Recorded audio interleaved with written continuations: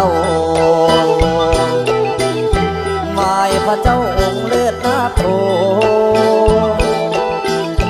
ทั้งนะโมสังโฆพองธรรม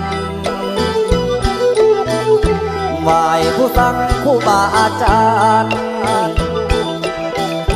ผู้ประทานสอนศิลปศาสตร์